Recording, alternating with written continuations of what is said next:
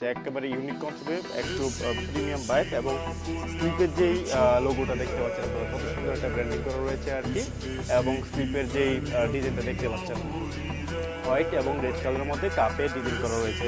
এই পাশেও same white এবং রেড কালারের ডিজাইনটা করা রয়েছে। এটা হচ্ছে টমি ব্র্যান্ডের হোয়াইট কালারের মধ্যে একটা ডিজাইন।